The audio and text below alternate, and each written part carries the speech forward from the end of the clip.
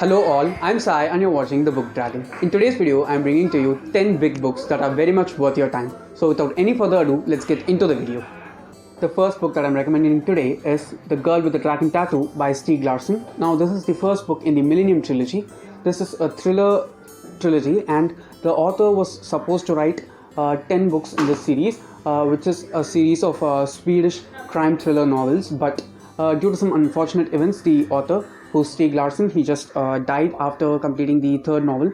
Hence, there were no other books in the series. But this one, I'm sure that is a great opening point to reading big books as well as thriller books. If you ask me, it is adult, so it's not suitable for young readers, and it is really good, guys. If you're looking for a big book and it needs to be very much fast-paced, and I'd highly recommend you to read this one because it is so easy to read and it is so fast-paced. It is huge, so you'll be invested in the story.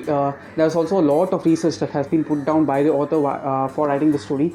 He just brings the picture of how the person's life in Sweden can be and how it is, the atmosphere in which the people live in, the press there, the banks, how they work there. All those things have been very beautifully represented, and the character of the girl with the dragon tattoo is something which is a bit stereotypical when it comes to protagonists, yet it is interesting to read about. So I'm sure that you'll love this book if you sit and read it. The next book that I'm recommending is A Feast for Crows by George R. R. Martin. Now this is the fourth book in the A Song of Ice and Fire series, which is the original source material for Game of Thrones, if you didn't know that, because most of the people out there know that Game of Thrones is based off the story that is put in these books. There are currently 5 books out now, so we don't have the climax to the series yet. There are 2 books out to come, which are Winds of Winter and A Promise of Spring.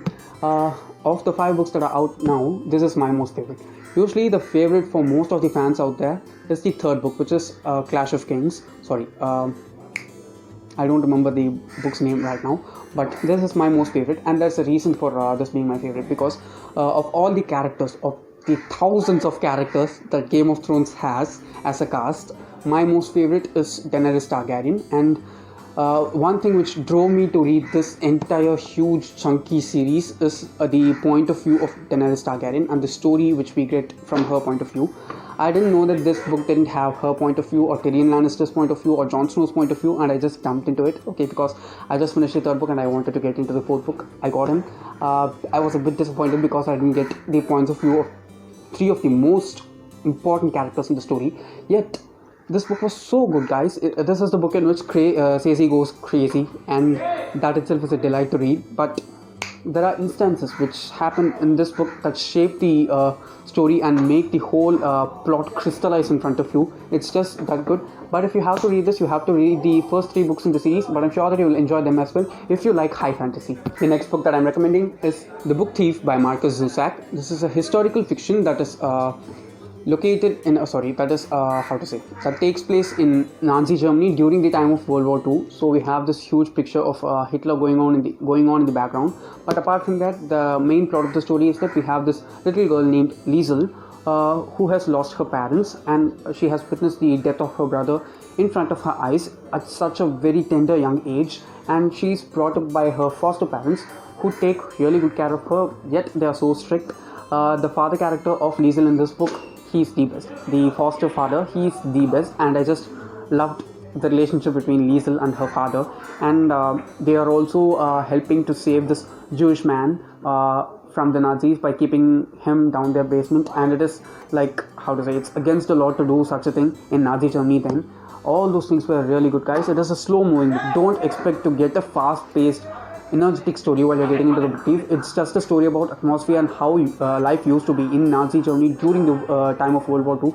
If you like history, I'm sure that you will like this. It is such a good book. Do try this out, and if you end up liking this, there's also a movie adaptation which you can watch after reading this. Next book that I'm recommending is Gone Girl by Gillian Flynn. Now in this book we have a couple named Amy and Nick, and on the 5th anniversary, what happens is Amy just goes missing in the morning, and Nick doesn't notices that after coming back to his house.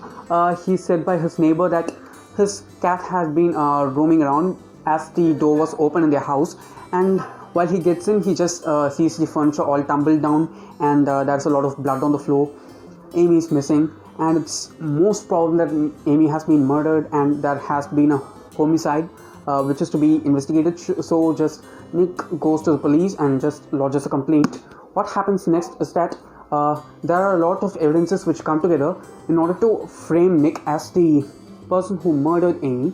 But did Nick murder Amy or not?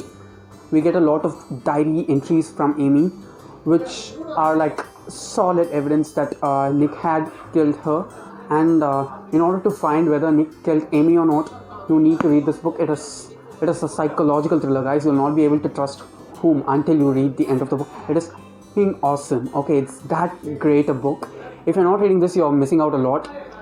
This also have a movie adaptation. They have done almost everything that is there in the book as such in the movie, but you'll have to read this book in order to get that wholesome experience, because in the movie you just get what happens in like within a half an hour or an hour maximum, but in the book you'll have to read and you'll have to digest everything and you'll have to enjoy everything. I don't usually read books, okay, but while I was reading this book, I reached the halfway point and I read the second part of the book. The first paragraph of the second half of the book, it just flew out of my hand. Okay, I was that much out of control. It just flew out of my hand, hit the fan and fell down. Nothing happened to the book, by the way. Don't think that it's a bit tattered because it's an old copy. That's why it looks a bit bad. I'm sure that you will enjoy this if you read this. Please do read this if you can, as soon as possible. Next book that I'm recommending is Angels and Demons by Dan Brown. Now this is also a thriller, but it's not a it is not a psychological thriller. It's like a mystery thriller, and we have this detective named Robert Langdon, who's very much famous for his work. So he gets hired by this person in order to investigate a crime in CERN happening right now, and in the story, and the whole story takes place within 24 hours time. It is so fast paced, it is so huge, you see, and it is not, the word count is damn high. Just see how tiny the letters are. So it will take a bit of time to read, but I'm sure that once you pick this up and read like the first 10 or 15 pages, or no, not even first 10 or 15 pages, before entering the story, there's this small thing like a poem or a little rhyme that is placed in the front page. If you read that itself, you'll have to flip to the next page and read it, because it is that awesome. I'm sure that you'll love reading this. If you get the chance to read it, please do try it out, because it is such a good story. The next book that I'm recommending is Elantris by Brandon Sanderson. Now in this book we have a prince named Raoden, and in his kingdom there used to be a place called Elantris, where these godly human beings called Elantrians used to live. In order to become an Elantrian, you'll have to get this disease called the Shayod. The Shayod makes a normal human being into an Elantrian, and the power of the Elantrians is so awesome. They are like healers, they are like producers, they are like fabricators. Okay, anything that a normal human being cannot do, a variety of Elantrians can do. It's not that every Elantrian can do every sort of magic. There are certain kinds of magic that certain Elantrians can do. But what happens is, before 10 years before the story in this book starts, there comes this big calamity which just disrupts the whole city of Elantris, and all the Elantrians are considered to be cursed right now. So if you get the Shayod and you become an Elantrian, you are just thrown into Elantris, and you are not at all taken care of. You are just taking care not to step out of the city, that is, step out of Elantris. What happens in the starting of the book is that Raoden, who is the crown prince of the kingdom, he gets the Shayod and he is thrown into Elantris. But in order to protect the politics of the kingdom, it is said that Raoden has died and he has been buried. And we have this princess who has been engaged to Raoden called Serene, who is from another kingdom. And according to the things in this book, this world, once you're engaged, you're considered to be married. So Serene becomes the widow of Raoden, and she comes to his kingdom, and she just tries to navigate through the court politics. She's such a spunky, great character, guys. I think she's one of the best female characters that I've ever read. She's so cool. She's so she's not at all reluctant. Okay, she's great. She's awesome. You have to read this book for her itself. The next book that I'm recommending is Crooked Kingdom by Leigh Bardugo. Now this is the second book in the Six of Crows duology. So there are only two books in the series. The first one is Six of Crows and the second one is Crooked Kingdom. And what is the theme of this duology or this story is that we have six misfits who come together as a team, and they have to carry this incredible heist in order to get a huge load of money. Will they end up doing it or not? They have a lot of differences in their points of view, how they act, how they work. All these things are great, but the voices of each and every character of these 6 is so great, guys. All the 6 characters are fleshed out beautifully by Leigh Bardugo. I'm sure that you will love the story for one element or the other. I'm sure about that. You'll be able to connect with at least one of the 6 main characters. They are so diverse, okay? They are diverse in every sense, from physicality, from sexual orientation, to race, to the thoughts which they carry, to their characterization, to their characters. Everything is so diverse. You will not be able to see 6 so different people who work together as a team in order to carry out this incredible heist, and I'm sure that the ending of this book is so satisfying, and you will definitely end up having a great time if you read these 2 books. The next book that I'm recommending is Warbreaker by Brandon Sanderson. This is also a standalone by Brandon Sanderson, just like Atlantis, so you can read this as an alone book. That is, you can read it alone. You need not read any other books in order to read this one. It completely stands alone. In this, we have a magic system that is based on colors alone, and you can just draw the colors out of certain objects, and it is called a breath. The more number of breaths that you have, the powerful your magic is and the powerful you are as a person. But not every person can take away breath, and they can strengthen themselves.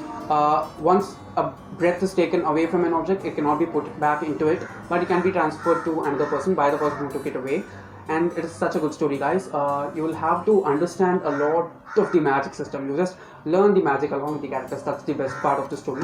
The actual plot is that we have these 2 princesses called Vivenna and Ciri. Of these 2, Vivenna is the trained princess who is to become the bride for this god king of another country, where magic is the main source.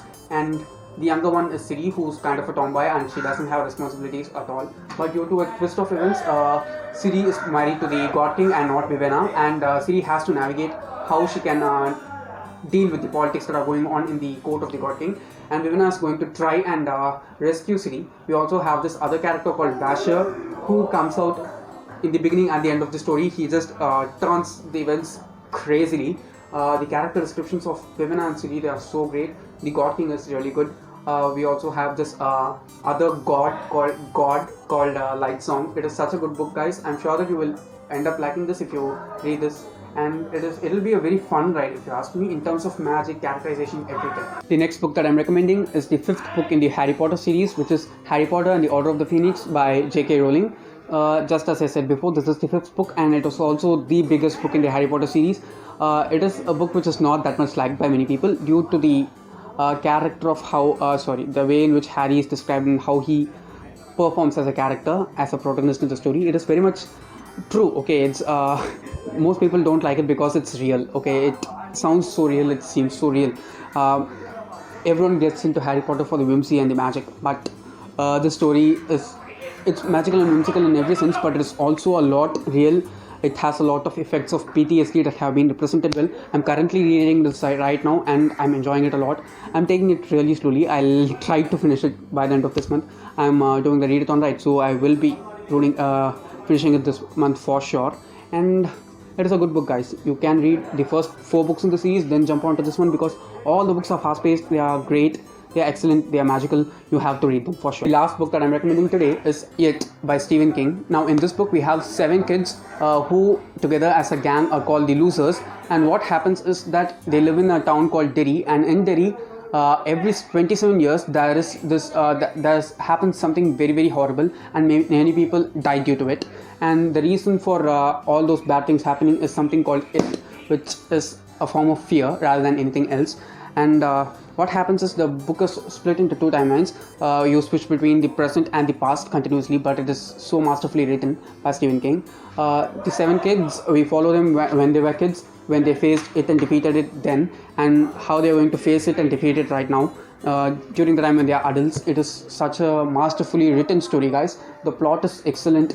There are a lot of heavy issues that have been dealt with in this book. So if you're reading, if you're hoping for a easy read, then please don't pick this up, because it'll not be an easy read. It'll be a tough read, but it'll be very much worth reading this book. Also, it is not simple to read this book because it has a lot of how to say, very horrible things that are going on.